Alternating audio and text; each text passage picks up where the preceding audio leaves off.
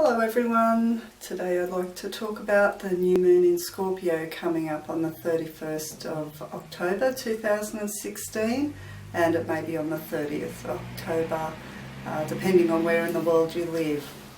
And happy birthday to all you Scorpios, and nice coincidence that this new moon falls on Halloween, and Scorpio is all about death and rebirth. Okay, so in Australia, the new moon happens on Monday at 4:38 a.m. Australian Eastern Daylight Time. It is, not Standard Time. 10:38 a.m. Pacific Daylight Time and 6:38 p.m. UK time. And Scorpio is a fixed water sign.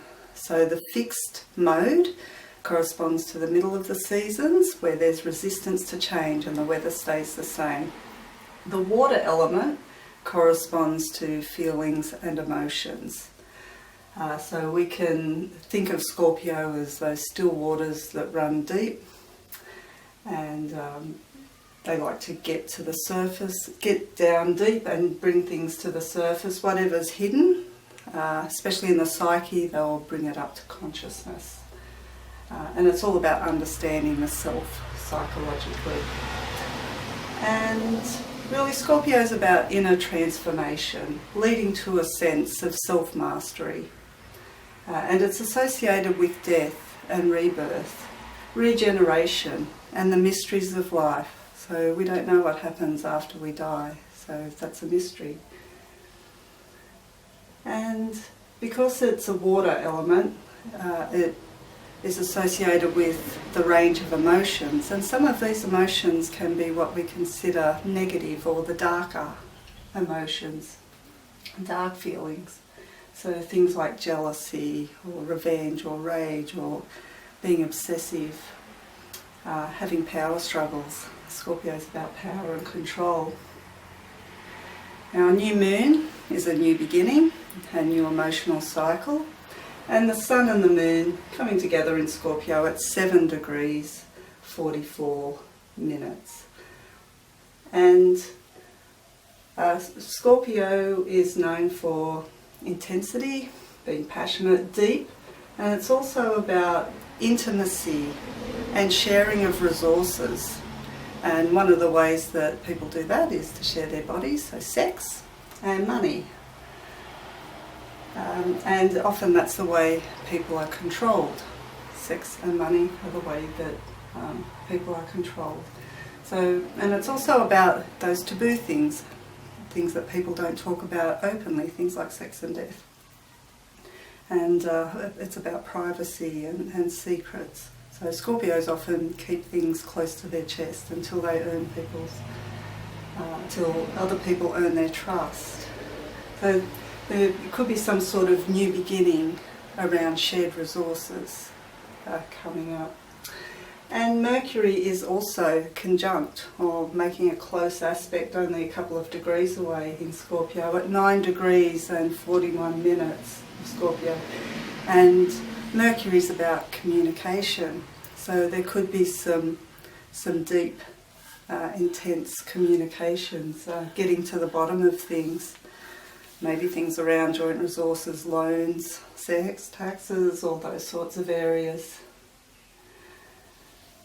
Okay, and this new moon and Mercury makes a lovely trine, flowing 120 degree aspect, because it makes a trine to another planet in the water element, which is Neptune in Pisces at 9 degrees and 21 minutes. So these conversations or new beginnings, they might have more a soul aspect to them, so connecting with the divine. These are signs of endings. In water, signs something ends. So Scorpio is the end of the interpersonal signs, and moving into the area of the collective and the divine. So soul, spirit, Neptune, being compassionate and empathetic, bringing intuition into our communication, maybe meditating on things.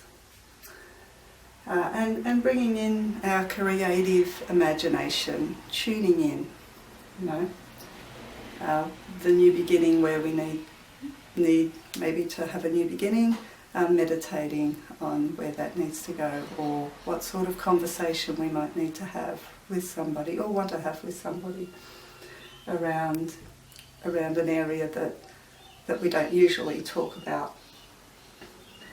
Okay, now the rulers of Scorpio, the planetary rulers, the modern ruler is Pluto, it's all about power, and Mars was the traditional ruler before Pluto was discovered, and Pluto currently rules Scorpio, while Mars rules Aries and traditionally Scorpio, and they're together in Capricorn.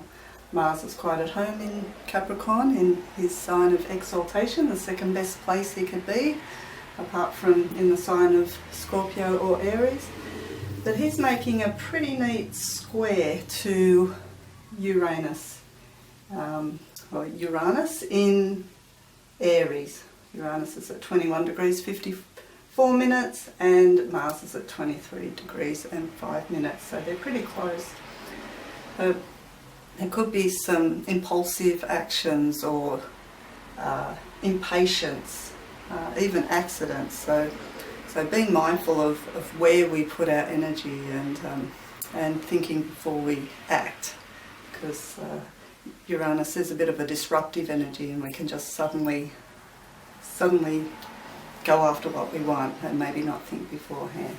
So yeah, tune in and think or feel before we act. And with Pluto and Mars here, they're making a quite wide conjunction. This can be around power struggles, so maybe conflict with people in authority. It's in Capricorn. And the only other conjunction I'd like to talk about is the Venus-Saturn conjunction in Sagittarius. So that can be getting real, Saturn, about our values, Venus, getting serious or real around a relationship, because Venus rules Libra, or money, Taurus, and getting into our beliefs and philosophies around that, and speaking our truth or getting into our truth around those areas with the Sagittarius sign. And also issues around time and money. You know, we might be time poor, working all the time, but have money, or have loads of time if we're not working and have not a lot of money. So those issues can be part of this new moon. And one of the ways also that you can use the energy of this new moon in Scorpio is to say an affirmation around the time it occurs. So I've just popped one up here saying positive transformation occurs in the area of fill in the blank, sex, love, money, in my life. So that's just a little overview on the new moon in Scorpio. Thank you for listening and watching once again. I do personal readings at a shop called the Mystic Hippie Gifts and Healing Shop in Maitland, New South Wales, Australia, 375 High Street. And Skype readings are also available. So feel free to like, comment, share, subscribe, and I look forward to seeing you next time. Goodbye.